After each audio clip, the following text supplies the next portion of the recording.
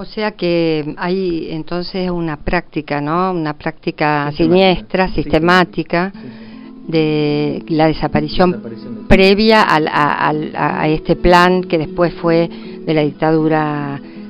Y sobre todo el cuerpo del indio rebelde nunca aparecía.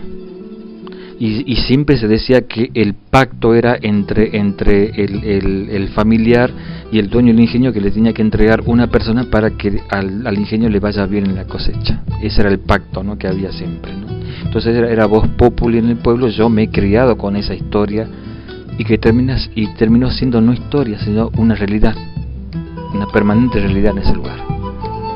Verdaderamente siniestro y además con una increíble simbología, ¿no? Con una increíble esta vinculación del poder económico con la desaparición y con estas prácticas y con la cultura del lugar, ¿no? Es decir, apelando a cuestiones de cierta religiosidad, si se quiere, ¿no?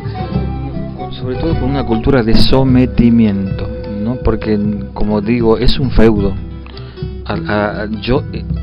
Hay una amiga mía que es una gran investigadora de la Universidad de Buenos Aires, muy amiga de mi madre, Inés Aguirre, que se enoja y me dice, no es un feudo Ledesma, porque el feudo tiene una característica natural y sociológicamente. Digo, bueno, Inés, yo entiendo como un feudo es que un lugar, una familia controla la educación, la salud, el pensamiento, la religión.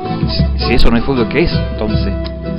Eso es lo que yo he vivido toda mi vida, es un feudo.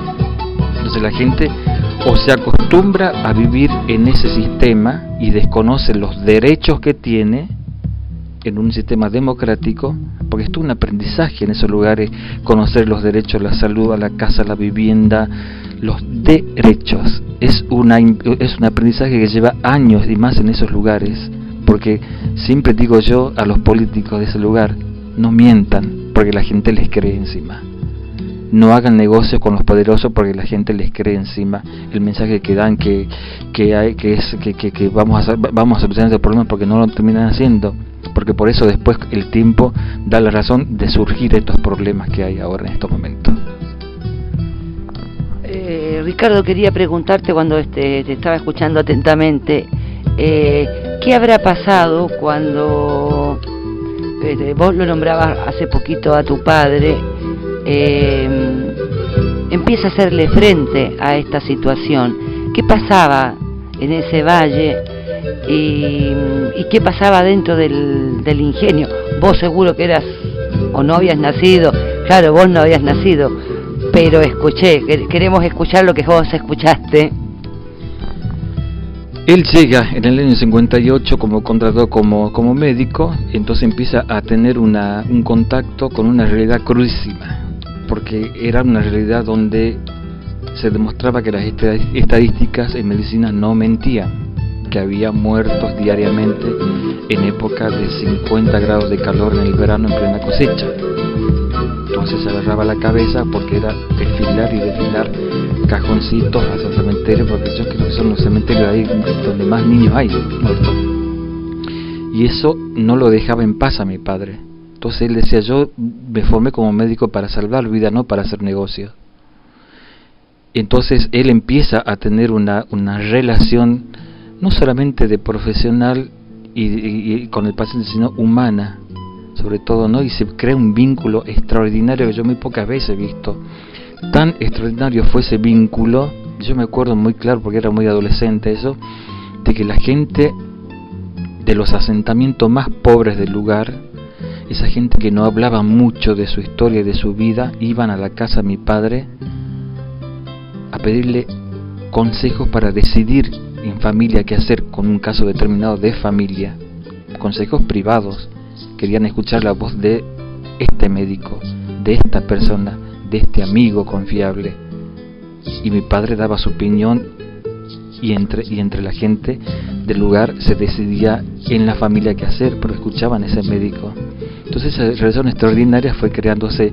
Por supuesto que a Ledesma no le convino mucho, porque ellos decían que era una empresa y que le importaba producir nada más, la salud no le importaba mucho. Entonces lo echan a mi padre en el año 58, pero como estaban en plena cosecha, los obreros paran la fábrica durante 2 días en plena cosecha, entonces inmediatamente lo toman de nuevo. La reunión de mi padre. Cuando se dio cuenta mi padre que estaba despedido, cuando un día a la mañana sale al hospital, ve un camión en su casa que le había dado el ingenio para que viva, diciendo que en tal tiempo de horas tenía que cargar todas las cosas e irse fuera de los límites de la provincia de Jujuy. Esa era la consigna en el año 58. Bien feudo.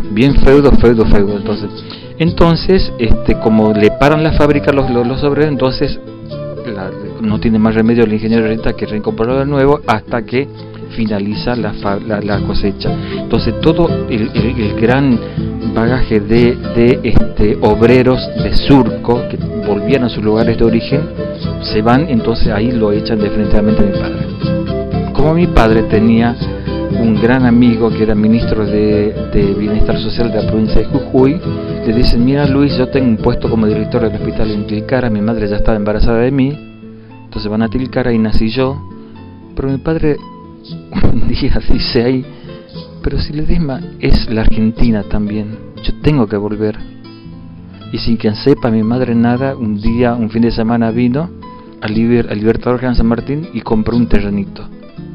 Y ahí, sin que sepa mi madre, durante los fines de semana de un mes empezó a levantar una piecita que fue el consultorio. Después le planteó a mi madre el regreso al Libertador General San Martín. Mi madre no quería saber nada, porque ya tenía 3 chicos y yo recién nacido. Estaba enfurecida mi madre con mi papá. No quería saber nada y quería tranquilidad en su vida. Mi madre era odontóloga, profesora de historia.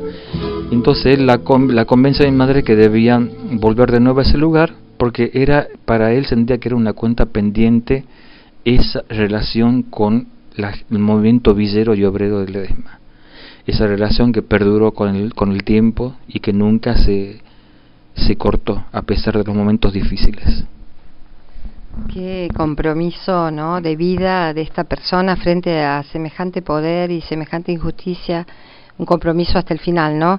Vamos a un corte y luego continuamos.